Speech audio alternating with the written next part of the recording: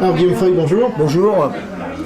Donc on se revoit, on s'était vu au moment des attentats à la voiture bélier, je ne sais pas comment il faut les appeler, et déjà on parlait de Troisième Guerre mondiale peut-être, et tu nous disais que oui, c'était les prémices. Depuis, ça a confirmé avec les attentats de Charlie Hebdo, l'hypercacher. Comment est-ce que tu vois cette accélération? Est-ce qu'on assiste à une accélération de l'histoire? Oui, tout à fait. Alors moi, il faut relire ce que j'ai écrit dans mon blog. C'est-à-dire que ce n'est qu'un début. Ce qu'on a vu à Copenhague et ce qu'on a vu à Paris avec les attentats de Koulibaly et des frères Kouachi, ce n'est qu'un début.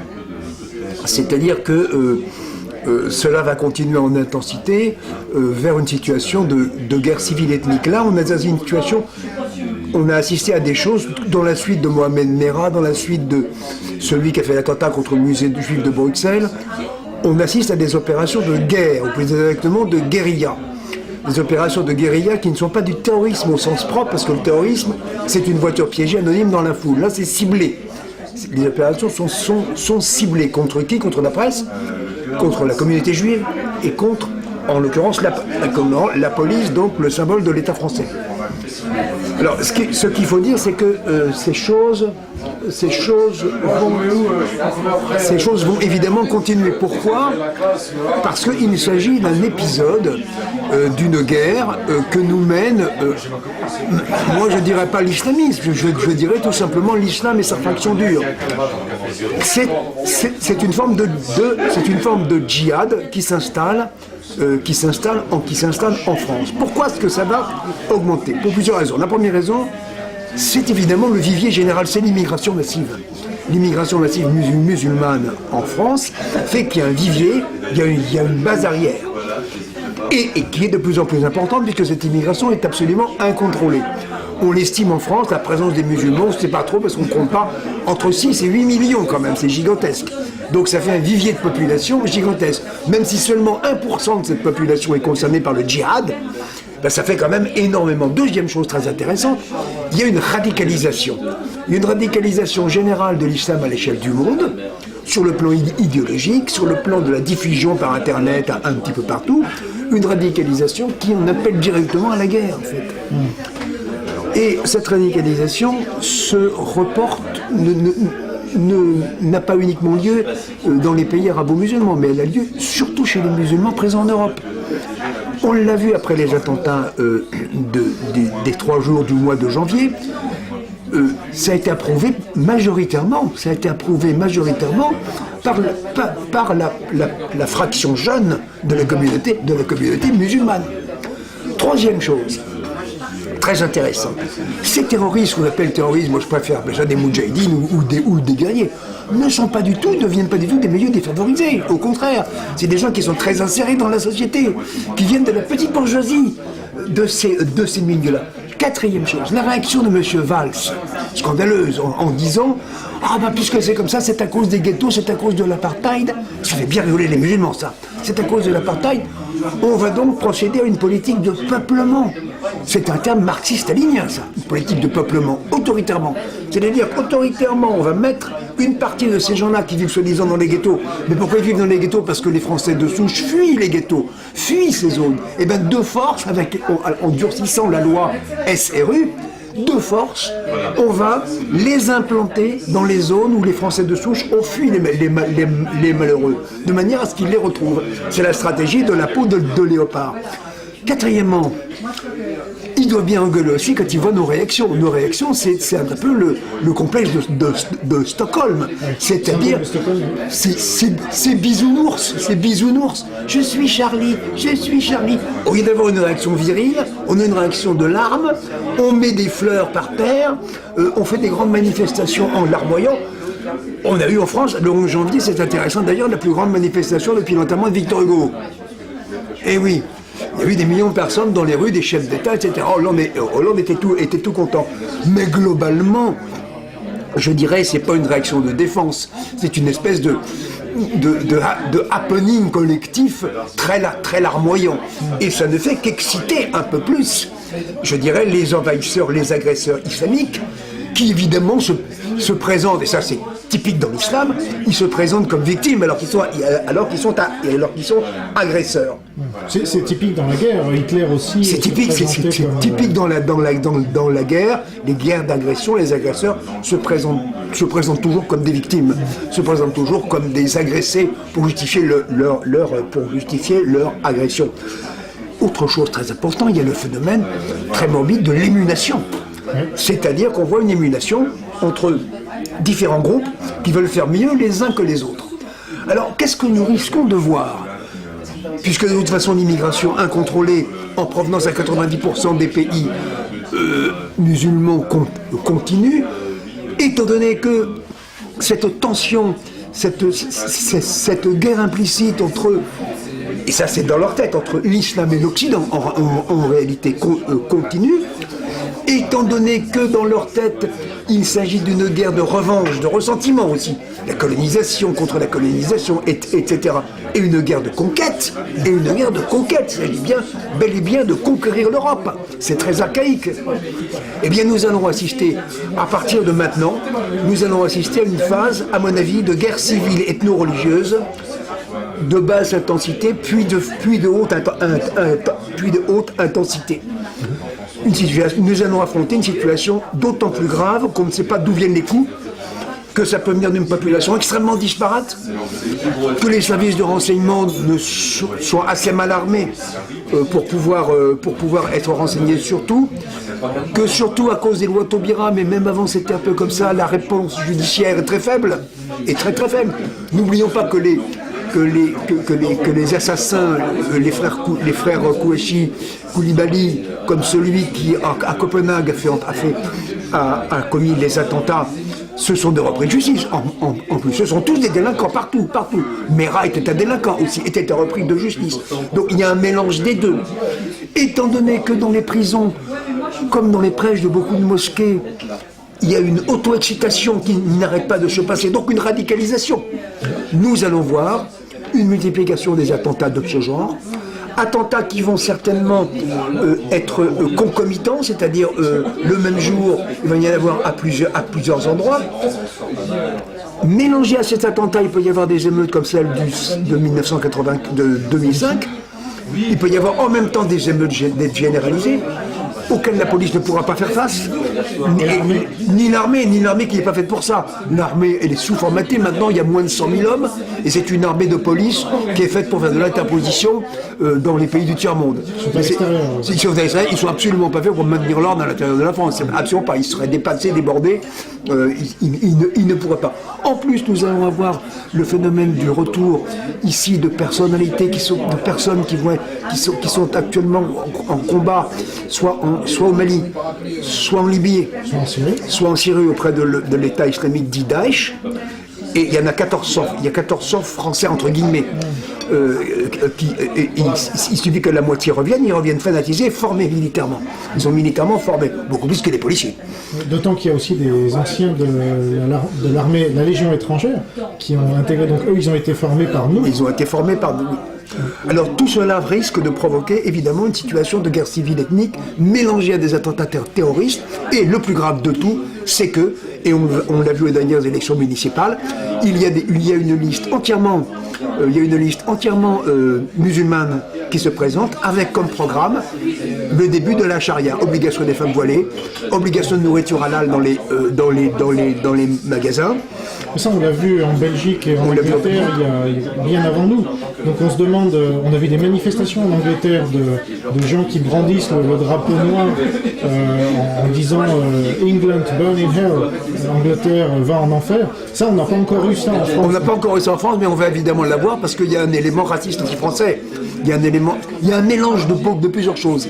Il y a un racisme anti-français, il y a une haine de ce qu'ils appellent l'Occident, il y a une haine des Juifs, des chrétiens aussi. Évidemment, c'est mis dans une sorte d'ensemble. On est tous un peu juifs. On est tous un peu, voilà, il y a une espèce de généralisation, mais qui est tout à fait logique dans la logique islamique. Attention, c'est tout à fait logique. Donc nous risquons d'avoir ça, et surtout un phénomène comme dans le roman de Houellebecq, dans un premier temps de manière subreptice, de manière douce, une islamisation de la société, une prise de pouvoir. Une prise de pouvoir au niveau municipal, puis au niveau départemental, au niveau des quartiers, puis au niveau de l'État central. Ce sur fond de stratégie de l'attention permanente, assassinat, émeutes, etc., etc. C'est le but recherché, il ne faut pas l'oublier, c'est le but recherché. Dans une grande partie du monde arabo-musulman, qui pratique le double discours, la reconquête de l'Espagne, la conquête de la France, de l'Allemagne, de la Grande-Bretagne, de toute la partie de l'Europe de l'Ouest, avec la conversion des derniers Français qui resteront, qui n'auront pas fui, c'est ça qui, je veux dire, c'est ça leur objectif. Et de plus, étant donné qu'en France nous vivons dans un État néo-marxiste ou un État néo-communiste, quand 47,7% du PIB est étatisé, on ne peut pas dire qu'on est dans un État libéral normal. Étant donné que ce phénomène, que cet État-providence français socialo-communiste fait fuir les élites, Les entrepreneurs, non seulement les entrepreneurs, mais les investisseurs, ceux qui créent des emplois, et les jeunes diplômés. Et tout ce monde est remplacé par qui vous savez. Donc là, on risque d'assister dans les 30-40 prochaines années, dans les 20-30 prochaines années, même un peu moins, on risque d'assister, surtout en France, à un effondrement, à une mutation. Et c'est contre ça qu'il faut absolument réagir. Alors, certains parlent même de ce qui s'est passé en Algérie, quand le fils a été élu et que les élections ont été annulées et que suite à ça, il y a eu près de 200 000 morts. Là, c'était entre musulmans qui s'entretuaient, mais est-ce que certains disent que ce sera pire ici, puisque en plus, ce sont des occidentaux, donc il y a une dimension supplémentaire, comme tu l'as dit, anticoloniale, etc. Oui, alors, c'est évidemment le scénario qui est envisageable, mais on se bouche les yeux, on se cache comme l'autruche qui met sa tête dans le sable. On ne voit absolument pas que la cause principale de cela, elle est démographique, c'est une question de nombre, c'est une question numérique. On a laissé entrer et on continue de laisser entrer, il y en a plus de 200 000 qui rentrent par an, et on naturalise en plus des populations qui sont potentiellement explosives. C'est évident, et ça c'est pas un fantasme, puisque une grande majorité de ces populations ont admis les attentats de début janvier. Donc on risque effectivement de connaître brutalement une espèce d'explosion, donc on risque d'avoir là des forces de l'ordre, surtout s'il y a des attaques multiples à différents niveaux, comme en Algérie à l'époque de la guerre civile, des forces de l'ordre complètement débordées, avec des attaques de centrales nucléaires, avec des attaques Voilà, s'il y a une attaque de centrale nucléaire, c'est l'apocalypse. Oui, ou même si c'est très facile de couper les lignes électriques, de couper l'environnement électrique, etc. Parce qu'il y a des masses de population dans toutes les villes de France, dans les UP notamment, etc., qui sont prêtes à la révolte, qui sont tout à fait prêtes à la révolte. Qu'est-ce qu'elle ferait? Est-ce qu'elle viendrait cambrioler? Oui, c'est ça. C'est-à-dire, moi, j'avais fait ce scénario-là, j'ai jamais publié, où on brûle les immeubles, on rentre dans les immeubles de force, on brûle les voitures en plein centre de Paris, c'est le déchaînement de violence. On en a eu des épisodes en 1995 et même après, à propos de certains matchs de football ou de certaines fêtes à Paris même, on a eu pendant quelques heures des scènes de pillage, des scènes d'incendie, qui ont été soigneusement tuées d'ailleurs minimisées par les médias, avec attaque des passants dans la rue, etc. Donc ça on risque de revoir. Parce qu'il y a dans ces cas-là un effet d'entraînement. Bien sûr. Il y a que vont faire les Français, d'une part de souche, et puis d'autre part musulmans. Alors, c'est le problème. Alors, il y a deux possibilités. Il y a la première possibilité, c'est ce que Konrad Lorenz appelle la mort tiède, la Warmtod. C'est-à-dire, on ne fait rien. C'est-à-dire, on a peur, on recule. C'est le syndrome de Stockholm. La grenouille portée. La grenouille, c'est ce qui s'est passé pendant l'occupation allemande, ou dans la première partie de l'occupation allemande. Pourquoi? Parce qu'on disait en 1940, on ne peut pas savoir ce qui se passe en 1942. Donc, et puis en plus, en France, malheureusement, il y a quand même un syndrome de collaboration. C'est quelque chose qui date même d'avant. Regardez l'épisode de Jeanne d'Arc, par exemple, l'épisode de collaboration avec l'envahisseur, qui est quelque chose qui était très ancré. Ça date même des Gaulois, à la limite, puisque Jules César en parle. Bon, alors, j'ai jamais pu conquérir la Gaule sans l'aide des tribus gaulois d'elle-même. Donc, la première hypothèse. La deuxième hypothèse, c'est qu'un grand nombre de Français fuient, et ça commence. Et puis, Ils fuient pour aller. Alors, statistiquement, aujourd'hui, les pays où ils fuient, c'est l'Amérique du Nord, c'est l'Angleterre, c'est l'Australie, c'est la Nouvelle-Zélande, c'est des pays comme ça. Israël pour les Juifs. Israël pour les Juifs, 7000, hein, c'est la plus grande alia, émigration, retour. En 2014, 2000, donc ça fait énorme. Donc 1500 sont allés aux États-Unis en réalité. C'est en 2013, 2000 et en 2014, 7000. Donc en 2014, 7000. Multiplié par plus de 3. Multiplié par plus de 3. Moi, j'en ai discuté récemment avec le patron d'une boutique juive où les gens portent pas, qui est installé dans mon quartier. J'ai dit, vous installez là parce que c'était une nouvelle boutique, donc moi je vais voir, c'est une boutique d'alimentation. Et il me dit, j'étais à Nanterre, j'étais à Sarcelles, c'est insupportable. La vie est absolument insupportable. Ouais. Voilà, il y a un reportage d'un juif dans Paris qui marche avec la kippa, qui se fait cracher dessus, traité de sale juif, etc. Donc les Français musulmans, eux, qu'est-ce qu'ils vont faire? Les Français musulmans, tout dépend de leur niveau d'intégration. Ceux qui sont très intégrés, très intégrés vont certainement être les plus violents. Paradoxalement, ceux qui vont le mieux résister. Paradoxalement, c'est un paradoxe. De même qu'aujourd'hui on voit dans la presse, par exemple, les gens, que ce soit des intellectuels ou des intellectuels, au féminin, d'origine arabo-musulmane, ce sont les plus lucides sur ce qui se passe aujourd'hui et sur l'islamisation de la France. C'est ceux qui osent dire la vérité, qui osent vraiment dire oui, l'islam est en guerre contre l'Occident d'une manière générale. Oui. On l'entend très peu, ça. On l'entend très peu, mais on le lit dans le Figaro. J'ai lu une chronique d'une jeune Algérienne qui est une intellectuelle, donc, et qui, je ne me rappelle plus de son nom, et qui défend cette position. Il y a aussi un Algérien qui vit en Algérie, je ne me rappelle plus de son nom. Ça doit être ça, voilà, qui aussi a une position extrêmement lucide. Donc les Français d'origine musulmane seront peut-être ceux qui réagiront le mieux, mais une partie d'entre eux, parce qu'il ne faut pas oublier que l'immense majorité des immigrés ont obtenu la nationalité. Une grande partie d'entre eux se radicalisent. Ils se radicaliseront, eux aussi. C'est-à-dire qu'ils feront cause commune avec les autres, évidemment. Mais, et troisième hypothèse, il se peut qu'il y ait, mais ça me semble une hypothèse à 20% seulement, une véritable résistance des Français, une véritable révolte, je dirais. Oui. C'est une possibilité. Contre qui? Contre les émeutiers, je veux dire, contre ceux qui cherchent à prendre le pouvoir en France, parce que le but c'est de prendre le pouvoir en France. Le problème, c'est que nous, les Français de souche, entre guillemets, ont été désarmés. Il est interdit de détenir une arme, alors que dans les quartiers, notamment, ils ont toutes les armes. Ils ont beaucoup d'armes. Donc là, ça va être un peu des forces inégales. Ça va être une lutte entre ces forces-là, entre ces forces d'insurrection, ces forces insurrectionnelles, islamo-insurrectionnelles, et les forces de police et l'armée. Mais là encore, il y a une telle paralysie du côté de l'État français, une paralysie droits de l'homiste, tout ce que vous voulez. Il y a une telle paralysie que il y a des scénarios très intéressants. Il y a un scénario en bande dessinée que j'ai lu récemment avec une intervention de l'ONU, comme au Liban. Comme au Liban, il se peut très bien que la France de demain, ce soit le Liban d'aujourd'hui. C'est-à-dire véritablement, où il y a des chrétiens aussi au Liban.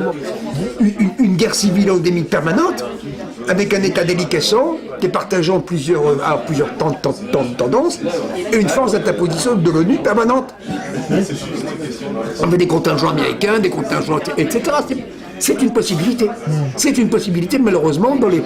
Et oui, c'est une possibilité. Alors là, on comprend mieux pourquoi les Américains et les Suisses ont toujours défendu mordicus leur droit à détenir des armes pour la population, et à faire leur service militaire, et à être entraînés, etc. Là, ça prend tout son sens. C'est possible, ça prend, oui, c'est tout à fait possible, oui. C'est là où on se rend compte qu'on a été désarmés, en fait. Oui, mais ça, c'est une vieille, je veux dire, le fait de désarmer les gens, c'est quelque chose qui date d'il y a très longtemps, ça date du XVIIe, XVIIIe siècle, ça. Ça date d'après les guerres de religion, c'est pour éviter, justement, précisément les émeutes. Mais ils n'avaient pas prévu ce qui se passe aujourd'hui avec l'immigration et le réarmement des banlieues, où on trouve des kalachnikovs comme aussi facilement que des stupéfiants, que du shit, hein, bon. C'est tout à fait étonnant. Quand on fait des perquisitions, ils retirent dans certains appartements, j'ai vu récemment, 8 Kalachnikov, bon. Et un lance-roquette, c'est-à-dire des armes de guerre. Hein. C'est plus des armes, c'est plus des carabines, hein. 22 longs rifles. Hein. Bon, ce n'est que la partie émergée de l'iceberg. Il est bien évident qu'il y a des stocks énormes qui circulent, bien entendu. Donc face à cela, ça peut péter à tout moment. Ça peut péter à tout moment, je veux dire. C'est ça qui est tout à fait incroyable. Alors il y a une question aussi, c'est l'armée. L'armée, quand même, elle a vu arriver tout ça pendant les 30 ans qui viennent de passer, elle n'a rien fait. Alors là, il faut savoir qu'il y a un désarmement depuis Giscard et Chirac, il y a un désarmement considérable. On est passé de plus de 500 000 hommes d'actifs à moins de 100 000 aujourd'hui. C'est-à-dire, comme en Grande-Bretagne, c'est la même chose. Hein. Il y a un désarmement de l'armée française qui, au point de vue rapport avec le PIB, ça a été divisé par 2 depuis Giscard. Donc actuellement, l'armée est consciente de ce qui se passe, mais elle est incapable, évidemment, elle serait incapable de faire face à une guerre civile de grande ampleur, parce qu'elle est désarmée moralement et parce qu'elle n'est pas formée pour ça. Il n'y a pas un général ou des généraux qui auraient pu, il y a 10, 20 ans même, déjà tirer la sonnette d'alarme. Ils l'ont fait, beaucoup l'ont fait, mais ils ont été écartés. Les généraux, actuellement, j'en ai discuté avec des militaires, notamment dans les régiments parachutistes, on essaie d'éliminer tous ceux qui sont plus ou moins trop patriotes. Vous voyez ce que je veux dire ? Alors, il y a une épuration au niveau de la hiérarchie supérieure. Certains n'en pensent pas moins, mais la ferment. C'est ça. Et d'autres sont tout à fait opposés à toute résistance et sont tout à fait d'accord, etc. Et on s'arrange dans le recrutement pour éviter de recruter des gens trop, disons, patriotes. Vous voyez ce que je veux dire ? Ça c'est tout à fait clair. De musulmans. Et il y a un recrutement musulman, qui est très grave, évidemment.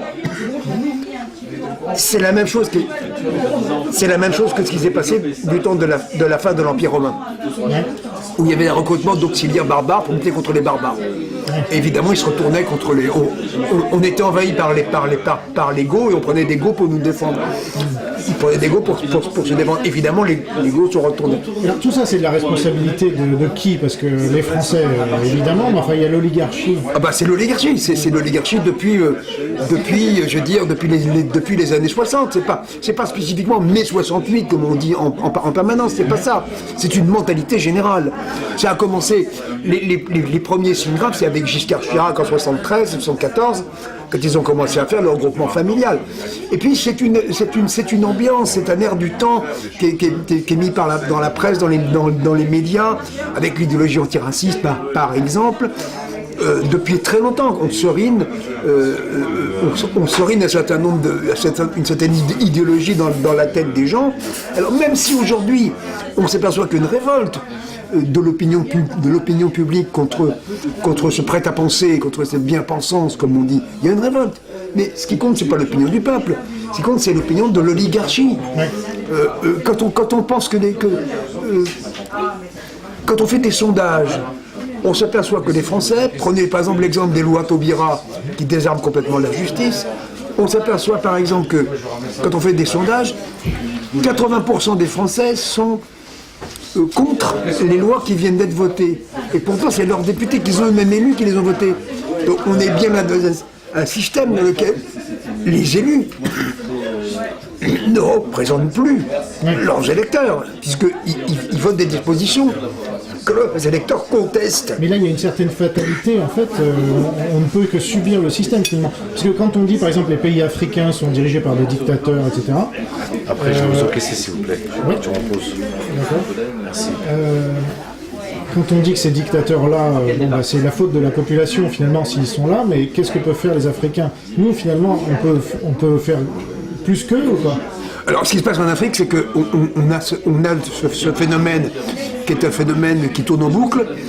Un dictateur chasse l'autre. C'est-à-dire que vous avez un dictateur, il y a un parti démocratique qui veut réellement et sincèrement le chasser, qui va faire soit un coup d'État, soit de nouvelles élections, il va être élu, et le nouvel élu, qui était très gentil, qui était été dans l'opposition, pour le peuple, devient à son tour dictateur et corrompu, exactement comme le précédent.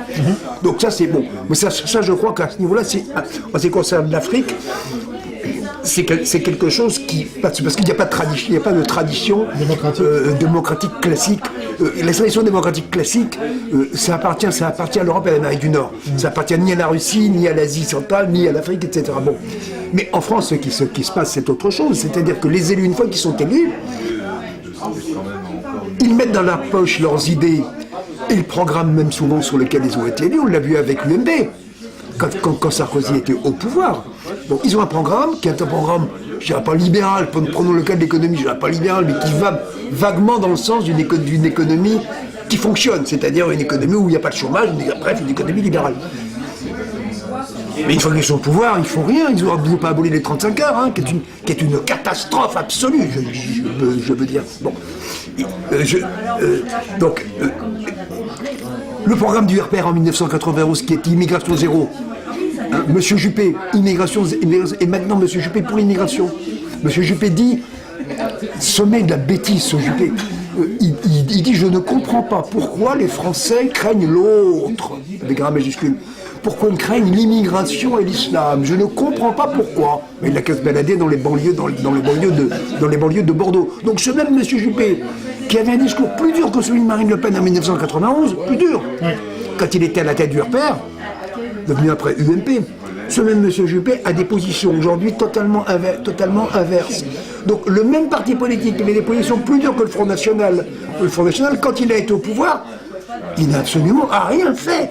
Donc on a un phénomène d'adhésion de tous les partis, dès qu'ils arrivent au pouvoir et de tous les députés, à l'idéologie dominante, comme si cette idéologie était une espèce de soleil noir, autonome, indépendant, qui est entre les mains des prêtres, des grands prêtres du journalisme, et qu'une fois qu'on le voit, on est terrorisé. Et les intellectuels marxistes. Et les intellectuels marxisés, et ils sont terrorisés. Ils sont absolument terrorisés. Juppé est un bon exemple, puisque lui, en plus, il a été condamné lourdement pour les électeurs fictifs, etc. Donc, ce sont des gens qui mériteraient la prison pour la plupart d'entre eux. La plupart d'entre eux sont des repris de justice. Mais de toute façon, la prison leur est épargnée de manière générale. Au maximum, ils risquent une inéligibilité pendant 2 ans et une amende qu'ils ne paient pas d'ailleurs. Hein. Enfin bon, ça c'est un autre problème, c'est la question de la mauvaise qualité humaine, y compris sur le plan de la morale civique, de la classe politique française d'une manière générale. Et ce depuis une 50aine d'années, ce qui n'était pas le cas sous la Troisième République, où il y avait des corrompus, il y avait des scandales, il y a eu des gros cas de corruption, mais c'était pas généralisé. Aujourd'hui c'est assez généralisé malheureusement, surtout dans les très hautes sphères, Ce qui s'est passé à l'UMP récemment, avec les financements, etc., on ne voit que la partie émergée de Lisbeth. Mais c'est des comportements de voyous. Et alors comment en sortir? Parce que est-ce que les Français sont connus pour... les Italiens avaient surnommé les Français la Furia Francese. La Furia Francese, oui. Voilà. C'était au moment des guerres de... Ça, c'était la Furia Francese, c'était au moment des guerres de François Ier, ça. Hein. Ouais. Est-ce qu'elle risque de revenir, cette Furia Francese, ou pas? C'est très difficile à dire. Il est certain d'une chose, c'est que la France est un pays qui s'enflamme. Qui s'enflamme très facilement. Mais malheureusement, jusqu'à présent, on s'est beaucoup plus enflammé pour défendre les privilèges des fonctionnaires, pour manifester dans la rue pour défendre les privilèges, en fait. Hein. Privilèges donnés par l'État néo-marxiste. Privilèges de la fonction publique, etc. Privilèges des agents de la SNCF, etc. Là, on descend dans la rue, et là, on assiste à des émeutes violentes. Donc il faudrait une nouvelle nuit du 4 août ou... Oui, en théorie, oui. C'est ce qu'il faudrait. Mais... C'est la révolution, en fait. Il faudrait une forme de révolution. Alors, le problème, c'est qu'on a eu des gens qui sont très pacifiquement descendus dans la rue, qui ont été très sévèrement réprimés au moment de la fameuse manif pour tous. Oui. Bon. Mais moi, j'estime qu'on était le seul pays où le mariage gay a provoqué de telles manifestations. C'est un bon signe, ça, quand même. C'est un bon signe, mais j'aurais préféré qu'il y ait les mêmes manifestations sur d'autres sujets que le mariage gay. Bon. C'est évidemment un bon signe, mais le problème, c'est que ça n'a pas débouché, ça ne débouche sur rien. Ça ne débouche sur rien. Alors, on va faire une petite pause. Alors, il y a un autre scénario que moi j'avais envisagé, ça serait que dans un premier temps, je ne sais pas combien de temps, mais qu'effectivement il y ait ce syndrome de Stockholm, qu'on défende toujours plus les musulmans, qu'on dénonce l'islamophobie, etc. puis qu'au bout d'un moment, ça devienne insupportable pour les Français, qui sont quand même encore majoritaires, je parle des Français non musulmans, et donc ça soit le balancier inverse, puisque les marxistes n'ont aucune morale, donc ils seront capables, il ne faut pas oublier que les nationaux-socialistes étaient marxistes, les communistes étaient marxistes, et leur point commun c'était de faire des camps. Donc quand les musulmans seront considérés vraiment comme une menace pour la France, est-ce que le pouvoir ne risque pas de les mettre dans des camps pour les isoler, des camps qui ne seront pas appelés comme ça, mais voilà, on séparera vraiment les deux populations pour être tranquille. Alors, on ne peut absolument pas prévoir, on ne peut rien prévoir. Quand vous étiez en 1940, vous ne pouvez pas prévoir ce qui serait passé en 1942. Donc, ce n'est qu'après. De Gaulle l'avait un peu prévu. De Gaulle, mais c'était des minorités absolues, quoi. C'était des toutes petites minorités. On ne peut pas prévoir. Ce qu'il faut dire dans l'histoire, c'est que l'impensable devient pensable. Justement. L'impensable devient pensable, l'imprévisible devient prévu. Mais l'impensable devient pensable, oui. Et c'est des hypothèses qui sont possibles, de même qu'est possible ce qu'on a appelé la rémigration. C'est-à-dire le départ de masse entière, le retour de masse entière dans leur pays. Sauf qu'ils sont nés en France. Même ceux qui sont nés en France, je veux dire, ça s'est passé comme ça en Algérie avec les pieds noirs, ça s'est passé comme ça au moment de la reconquête espagnole, ça s'est passé oui, comme... mais alors les pieds noirs étaient quand même français, donc ils sont retournés en France. Oui, mais ils étaient nés en Algérie pour une grande partie d'entre eux. Français. Mais c'était français. Donc c'était facile, ils avaient leur pays, mais ceux qui sont nés en France, c'est quoi leur pays? Voilà, c'est ça, c'est quoi leur pays? Ça pose un énorme problème, mais dans l'histoire, il faut bien savoir que il y a des choses imprévisibles. Oui, mais quels sont les pays qui seraient prêts à les accueillir? La moitié de la population irlandaise était là aux États-Unis. Oui. C'était invisible au départ. Bon. Quels sont les pays? On ne sait pas, on ne peut pas savoir. En tout cas, une chose est certaine, c'est que il va y avoir une explosion, et cette explosion va probablement provoquer une réaction du peuple français de souche, ou se sentant vraiment français, même s'ils ne sont pas de souche, c'est la même chose. Il y a l'hypothèse terrible de Jean Raspail dans un article qui s'appelle La République contre la Nation, qui a été publié dans le Figaro il y a quelques années, pour lequel il a eu des ennuis avec la LICRA d'ailleurs, et l'OMRAP, etc. La République contre la Nation, sa thèse, c'est que la République détruit la nation. La nation au sens latin du mot, c'est-à-dire la population de souche, quoi, la vraie France, la France charnelle. Bon. Et il dit, les Français vont se révolter, il va y avoir une explosion, mais ils vont perdre. Oui. Ils vont perdre parce que les minorités actives, agissantes, musulmanisées, islamisées, et avec la complicité de l'État républicain, va étouffer la révolte des Français. Et d'autres auteurs disent, non, c'est pas vrai, il va y avoir une révolte, un chaos général, mais de ce chaos général sortira une victoire des Français de souche, une expulsion partielle des musulmans, mais au prix, bien entendu, et ça c'est la raison pour laquelle notre classe politique, en essayant de faire l'immigration, a été profondément coupable et profondément criminel, au prix d'un bain de sang. Oui. Au prix d'un bain de sang, au prix d'un carnage. Et au prix d'un État dictatorial. Forcément. Parce qu'on n'a jamais vu, même aux États-Unis, qui est un pays au départ très démocratique, dans une situation de tension, dans une situation de guerre civile, comme l'a très bien vu Aristote il y a très longtemps, il y a la nécessité absolue d'un État dictatorial. Elle s'impose d'elle-même. La tyrannie. Ça s'impose. En latin, ça s'appelait le dictator, la dictature, qui n'était pas un terme péjoratif. Hein. Dictator, c'était provisoirement, comme il y a un chaos, une guerre civile, il faut quelqu'un qui dicte, il faut quelqu'un qui se mette au-dessus de la mêlée. Et malheureusement, dans une situation comme ça, dans une situation chaotique comme celle qui se prépare grâce aux criminels qui nous ont gouvernés, on va dans un sens ou dans l'autre, quel que soit le camp qui gagne, on va nécessairement vers une situation dictatoriale et non démocratique, forcément. Ce dictateur, par rapport à Jean-Marie Le Pen d'il y a 30 ans, par exemple... on ne peut pas prévoir ça. Non, mais Jean-Marie Le Pen, il y a 30 ans, il apparaîtrait comme un enfant de cœur. Il apparaîtrait comme un enfant de cœur. Et est-ce qu'il apparaît pas comme le visionnaire, finalement, de cette fin du XXe siècle? Oui, non, mais ça, c'est oui, mais ça, il n'était pas le seul. Non, il était absolument. Jean-Marie Le Pen, beaucoup plus que sa fille, a une qualité qui est très importante, qui s'appelle le bon sens. Oui. Donc le bon sens, c'est la lucidité. La lucidité du peuple. Il voit ce que c'est que l'économie, il voit qu'on est assommé d'impôts, il voit qu'on est complètement fou de faire entrer ces masses d'étrangers chez nous. Ça, il l'a vu dès les années 70, dès les années 80. Oui, parce que lui, il a travaillé... Et lui, il a vu, bon, et quand on l'a traité d'extrême droite, ça veut rigoureusement rien dire, il n'est pas du tout d'extrême droite, je veux dire, il avait la position je dirais, d'un libéral de la Troisième République. Hein. Ouais. Tout simplement. Hein, Mais il avait ce côté anti-immigré, ou en tout cas anti-immigration qu'il a... Alors, un côté anti-immigration qui est partagé par la classe politique et la population de l'ensemble des pays du monde entier. Ouais. Vous allez au Japon, vous allez même au Maroc, vous allez dans n'importe quel pays d'Afrique ou d'Asie, ou d'Europe de l'Est ou en Russie, les positions anti-immigrationnistes coulent de source, je veux dire. Partout, coulent de source, je veux dire. Coulent de source, c'est évident. Ça n'a rien à voir avec le racisme, rien à voir. Alors le Pen anglais, lui aussi, Enoch Powell, a été diabolisé. Oui, alors là, parce que c'est des gens qui avaient eu des relations un peu louches aussi. Oui.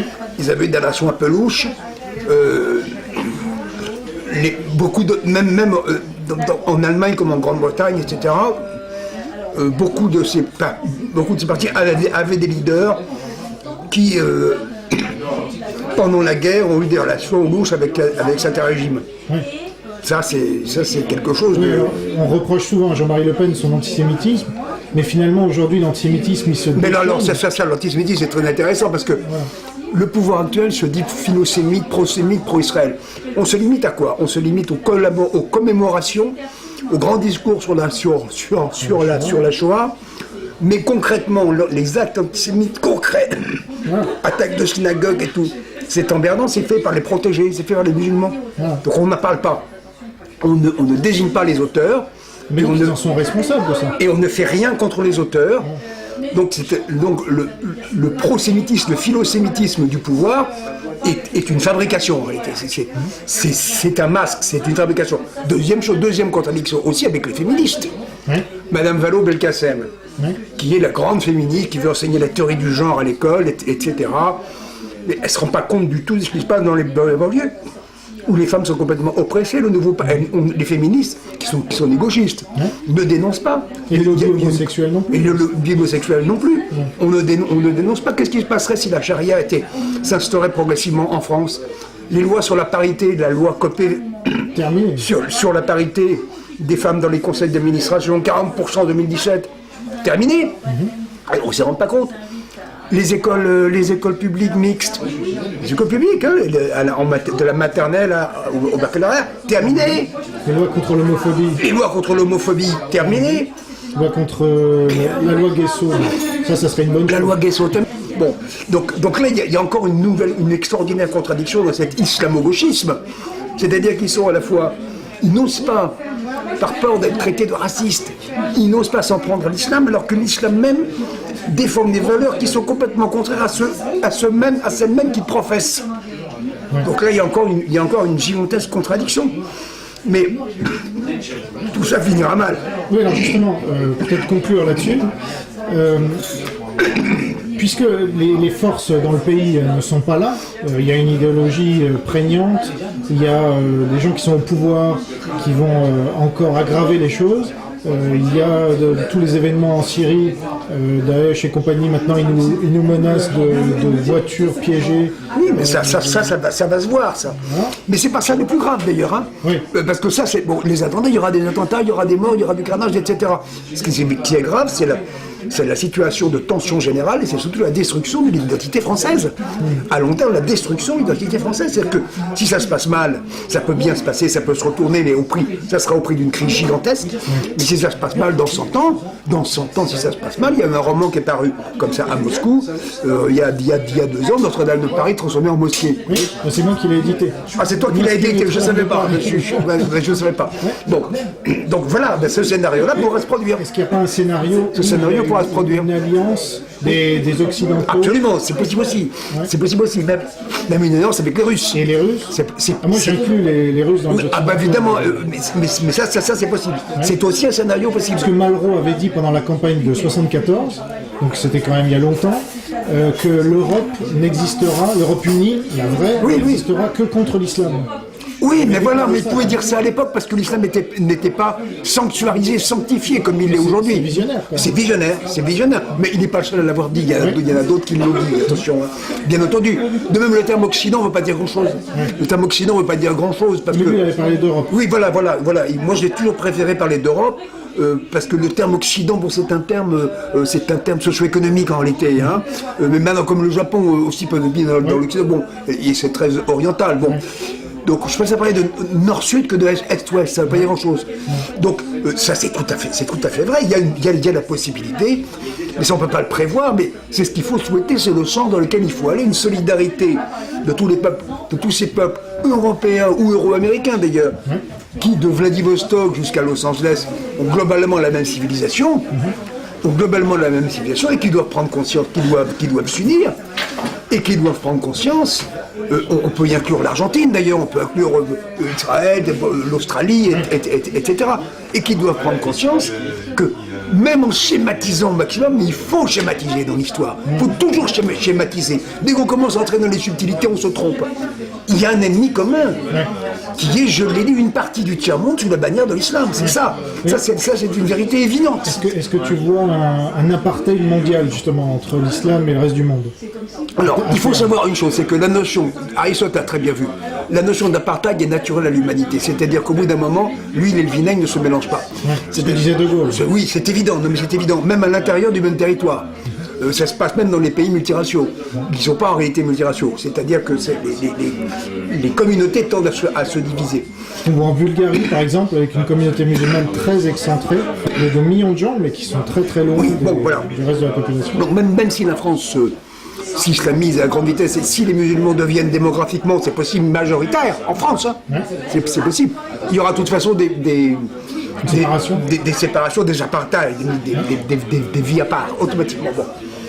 Donc ça me semble évident. Au niveau mondial aussi. Au niveau mondial aussi. Le gros problème, c'est le sort de l'Afrique du Nord, du Moyen-Orient, sauf les chrétiens du Moyen-Orient, évidemment. Mais le sort de l'Afrique ne m'importe pas. Je veux dire. Il est déjà un peu réglé. Oui. Mais moi, ce qui m'importe, c'est le sort de l'Europe. Donc, en Europe, la seule solution, c'est, je suis désolé, à terme, c'est la disparition, sauf très minoritaire, de l'islam de l'Europe. C'est la première fois qu'on voit ça. Hein. Mais avec des miradors tout autour de l'Europe, alors, ou quoi?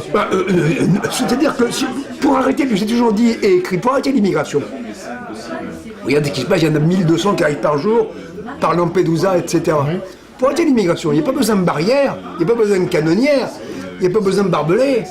Il faut arrêter la pompe aspirante, il faut arrêter l'aide médicale d'État, il faut arrêter les allocations familiales, il faut arrêter l'école pour les enfants.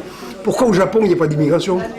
Pourquoi il n'y a pas d'immigration? Ça n'empêchera pas les combattants djihadistes de venir en pays. Bien sûr, ça c'est autre chose, mais on n'aurait pas fait cette pompe aspirante, les combattants djihadistes ne peuvent venir et agir que s'ils ont un vivier. S'ils sont isolés dans une population qui ne leur ressemble pas, ils ne peuvent rien faire. Mais ils ne savent même pas où cacher leurs armes, etc.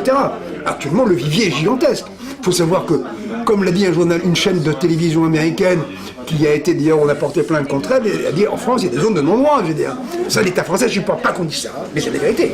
En France, il y a des zones de non-droit. Ils ne peuvent y entrer que la police, avec des boucliers, enfile les uns derrière les autres. C'est ça. Avec des fusils d'assaut, on l'a vu à Marseille. De toute façon, il y a en bas des immeubles, il y a des gens qui ne font pas partie de l'immeuble, mais qui demandent les cartes d'identité des gens qui rentrent. Oui. Voilà, c'est une milice en fait. C'est une milice.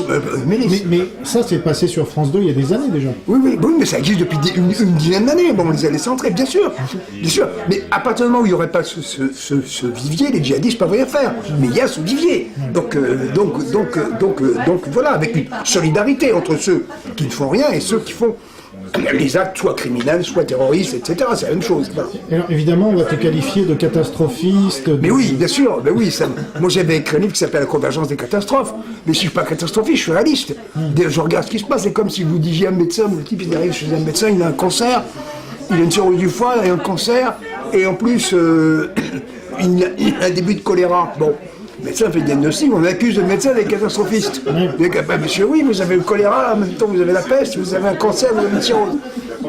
Donc voilà. Donc ce qu'il faut, c'est passer chez le médecin, quoi, voilà. Et comme tu l'as dit dans une autre interview, je crois, quand on a une cirrhose du foie, il faut arrêter de boire. Il faut arrêter de boire, oui. Alors que là, on prescrit, continuez de boire. Continuez, whisky, un petit peu moins. Donc, par exemple, sur le problème de l'immigration, c'est que j'ai toujours dit, plus ça s'aggrave, moins on en fait. Ouais. La criminalité, c'est pareil. Plus la criminalité s'intensifie, plus on fait des lois pour ne pas incarcérer les gens. Avec la loi Taubira, actuellement, c'est la probation qui va être appliquée en dessous de peine passible de 5 ans de prison. C'est-à-dire que l'immense majorité des délinquants savent que de toute façon, ils ne risquent pas 5 ans pour des petits, enfin pour des actes comme braquer une bijouterie, etc. Donc on va assister à une explosion de la criminalité due à un sentiment d'impunité extraordinaire. Oui. Et alors, ce qu'on a vu en Angleterre, par exemple, c'est qu'il y a une ville, Rotherham, où il y a eu 1400 viols de petites filles et de petits garçons par des musulmans avec la complicité de la police. Oui. Et donc les habitants sont venus se révolter contre la police, justement, enfin contre les responsables. Et ils ont été emmenés en prison. Donc ça va se multiplier forcément, parce que la population ne peut pas laisser passer quand on touche à ses enfants. Oui, ou quand oui, bien sûr. Il y a les chefs d'entreprise aussi qui manifestent là, le 9 mars, parce qu'ils en ont marre des taxes et tout ça, parce qu'il faut bien les financer, tous ces fonctionnaires. Donc finalement, c'est ça la convergence. Il faut financer ces fonctionnaires, il faut financer l'immigration. Il y a aussi évidemment un système économique, un État économique qui ne peut pas durer. Puisqu'il y a une préférence française pour le chômage, il y a une détestation on appelle ça des patrons, une détestation des entrepreneurs et des investisseurs. Hein, mais c'est Mitterrand, il gagne de l'argent en ne faisant rien, il gagne de l'argent en dormant, mais non. Ils risquent leur capital sur une entreprise, ça s'appelle aux États-Unis, on appelle ça des angels, des anges. Et là, on appelle ça les sales patrons. Donc, les patrons voyous.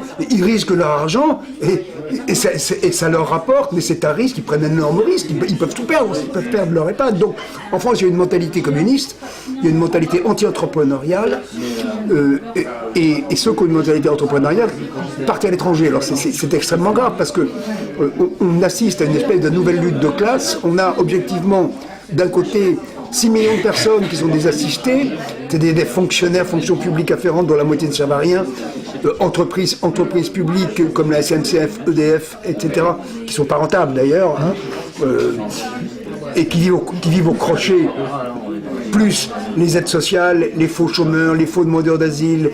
Vous vous rendez compte, un faux demandeur d'asile, même débouté, continue de toucher 740 € par mois. Oui. Plus, et il est logé gratuitement dans les hôtels, donc il vit mieux, un faux demandeur d'asile, hein, il vit mieux qu'un petit retraité du privé, qui a une profession libérale, qui a bossé toute sa vie. En France, il vit mieux que lui, il a plus d'argent que lui. C'est hallucinant, Pierre. Il y a peut-être des conditions pour ce... Oui, mais enfin, il se débrouille pour les avoir, et même ceux qui sont déboutés continuent de toucher, parce que c'est le droit de l'homme. On ne peut pas les laisser à la rue. Vous comprenez, bon. Donc ça peut pas, c'est une situation qui ne peut pas durer. Tous ces gens-là vivent au crochet, une classe d'entrepreneurs privés qui paient des impôts, parce que la richesse n'est créée que par le secteur privé, il faut bien le savoir. La richesse réelle n'est créée que par le secteur privé. Un fonctionnaire ne paye pas d'impôts en réalité, puisqu'on lui en prend de la main gauche, on lui donne de la main droite. En revanche, un médecin, un avocat, un commerçant, un chef d'entreprise, un cadre supérieur d'une PME privée, il crée vraiment un agriculteur, etc., une profession libérale, il crée vraiment de la richesse. Et cette richesse qu'il crée, elle sert à financer cette classe de parasites dont je vous ai parlé. Mais il faut savoir en France qu'on est le seul pays au monde, où non seulement il y a 57% du PIB, pratiquement 58% du pays, et ça augmente de 1 demi-point tous les ans, qui est prélevé par l'État et la redistribution sociale. Mais actuellement on estime que un entrepreneur privé, notamment dans les professions libérales et dans les très petites entreprises, paye, quand il gagne 100, il n'en garde que 40 pour lui, quand on prend tous les impôts, etc., tous les taxes. Donc 70%, il n'en garde que 30 pour lui, pardon. 70% part à l'État, aux ASDIC, en impôts, bref, en redistribution, taxes et impôts divers. Bon. Alors qu'il travaille le plus. Alors qu'il travaille, etc. Comment un pays ne peut pas durer longtemps comme ça? Plus avec les 35 heures, plus les interdictions de travailler, comme ce qui s'est passé dans les Landes de ce boulanger, qui pourtant donnait 2 jours de congé à tous ses employés, mais le préfet a décidé que c'était illégal de travailler tous les jours. Donc on l'a obligé de travailler un jour de moins, d'arrêter un jour, résultat 250 000 euros de chiffre d'affaires en moins par an, donc 3 personnes de licenciées, bravo. Autrement dit, il y a bien là ces préférences françaises pour le chômage, l'interdiction de travailler, exactement comme en Union soviétique, où on ne pouvait pas travailler de manière privée, sauf autorisation, le dimanche sur le marché pour rendre ses cornichons un tout petit peu, mais le reste du temps on était dans le kolkhoz, où on travaillait 35 heures par semaine. C'est ça. Alors, il y a quand même une question, c'est qu'en 1936, il y a eu les congés payés. Il y a eu les congés payés, oui. 40 heures, Oui. Donc les gens ont dit, ah génial, Oui, les oui. avantages acquis. Oui. Et puis 4 ans plus tard, c'était le ticket de rationnement. Et là, les gens sont tombés de très haut quand même. Bon, ils n'avaient pas eu le temps vraiment de s'y habituer. Oui. Mais nous, ça fait 70 ans qu'on est habitués à une vie sympathique, en fait, où on s'est enrichi, etc. Est-ce que là, on risque pas de retourner au ticket de rationnement? Et là, ça va faire beaucoup plus drôle qu'en 40, parce qu'on a été habitué pendant 70 ans. C'est-à-dire qu'il y a un effet de seuil.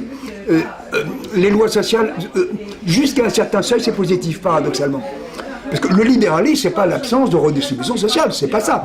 C'est une redistribution sociale normale, modérée, c'est des aides sociales modérées à ceux qui réellement ne peuvent pas travailler parce qu'ils sont handicapés, parce qu'ils sont trop vieux, parce que c'est cela. Une retraite qui est faite non pas par répartition, ce qui est stupide, mais par capitalisation, une partie obligatoire de capitalisation, une partie libre. Un Australien en Australie, par exemple, je regardais les statistiques, le niveau de retraite est 2 fois plus élevé qu'en France. Et le système est entièrement libéral. Et il n'y a personne qui touche rien. Bon, bref. Oui, on risque, il y a un effet de seuil. Quand le système bascule dans le versant socialiste, autrement dit, trop de prélèvements, trop de fonctionnaires, trop de taxes, trop de charges, et également, contrairement à la loi Macron, qui est du peanut, c'est la montagne qui accouche d'une souris, avec une réglementation de plus en plus compliquée, un code du travail de plus en plus compliqué, une impossibilité totale de licencier, donc d'embaucher. On n'embauche plus. Des effets de seuil qui font qu'on ne peut pas passer d'une TPE à une PME, une petite entreprise à une PME, parce qu'il y a des contraintes telles, avec les syndicats, avec les comités d'entreprise, au-delà de 50 salariés, après au-delà de 150, etc., que il y a une impossibilité, on bascule dans un système et ça commence déjà, où le paupérisme s'installe. La Grèce, pendant la Grèce, Tsipras, Syriza, c'est typiquement, vous avez une cirrhose, je vais vous donner du whisky pour vous guérir. Je continue à augmenter les fonctionnaires, je réembauche les fonctionnaires que j'ai virés, je remets les retraites à 60 ans, etc. Avec quel argent? Alors là, l'argent, on le mendie. Et on insulte ses créanciers.